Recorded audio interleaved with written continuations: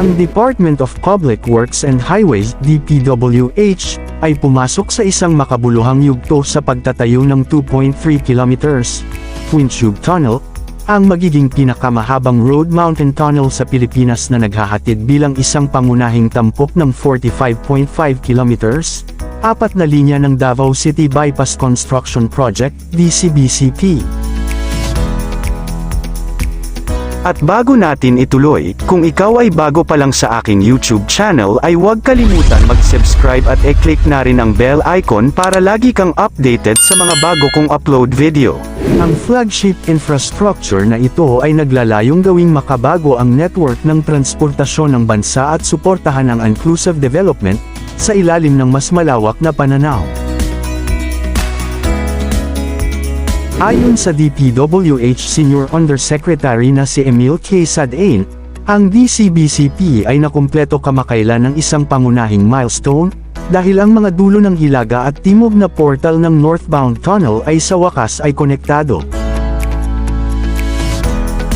Matatagpuan sa mapaghamong bulubunduking lupain, ang DCBCP ay mag-aalok ng mga motorista ng isang mas ligtas at mas mahusay na alternatibong ruta, na epektibong ma-decongest ang trapiko sa loob ng Davao City at pagpapahusay ng koneksyon sa rehiyon.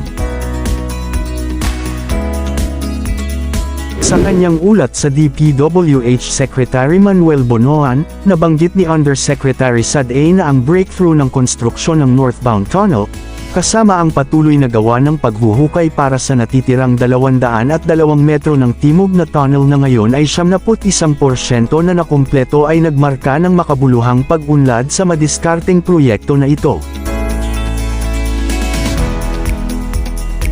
Pinansyal sa pamamagitan ng isang kombinasyon ng isang kasunduan sa pautang sa Japan International Cooperation Agency JICA at pondo ng lokal na pamahalaan, ang DCBCP ay sumasaklaw mula sa Barangay Sarawan sa Toril, Davao City hanggang sa Barangay JP Laurel sa Panabo City.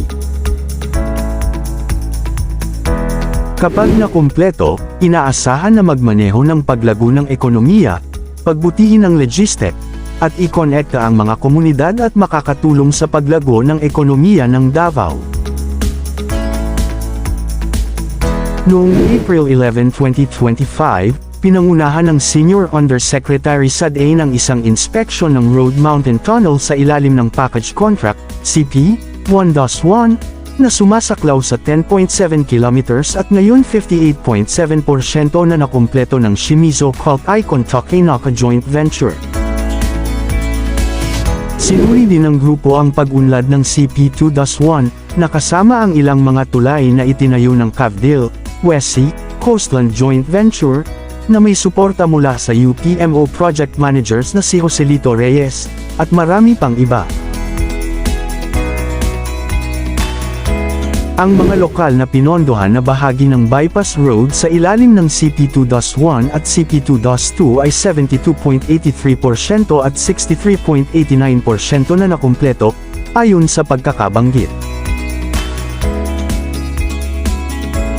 Ang CP2-1, na sumasaklaw sa 2.54 kilometers at nagkakahalaga ng 4.33 billion pesos, ay nagtatampok ng isang 1.3 kilometers na 4 na linya ng kalsada at 7 tulay, na may nakumpleto na target sa unang quarter ng 2026, samantala, ang CP2-2 isang 3.52 kilometers na seksyon ng kalsada na nagkakahalaga ng 4.60 billion pesos ay natapos para makumpleto sa ikatlong quarter ng 2026. Ang iba pang mga segment sa ilalim ng CP1-2 at CP1-3 ay patuloy din na sumusulong habang ang Package 2-3 ay malapit nang magsisimula ang mga aktibidad sa pagkuha nito.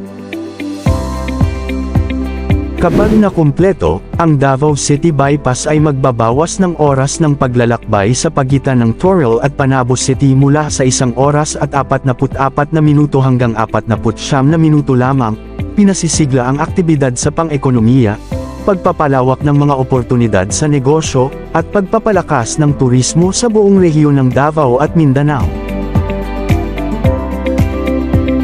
Samantala, Inutos ng DOTR sa mga kontratista ng North-South Commuter Railway, NSCR, na mapabilis ang pagtatayo ng segment ng Maynila-Bulacan, na nagtutulak para sa mas mabilis na paghahatid ng flagship infrastructure project.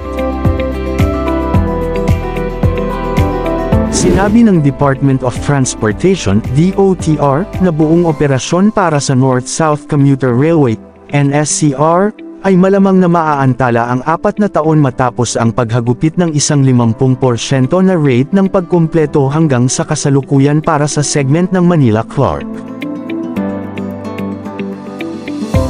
Ani ng DOTR Secretary, ang pagtatansya ng mga kasosyo sa Hapon ay isang 4 na taong pagkaantala.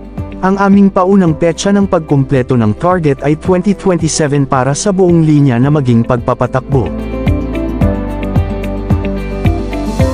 Ang DOTR ay umaasa na ang isang segment ng NSCR ay magpapatakbo ng 2027. Anya, ang NSCR ay halos sa isang maliit na higit sa 50% kumpleto mula sa Maynila hanggang Clark, ngunit tiwala kami na maaari pa rin nating patakbuhin ang Maynila sa Malolos sa pagtatapos ng 2026 o marahil sa maagang 2027.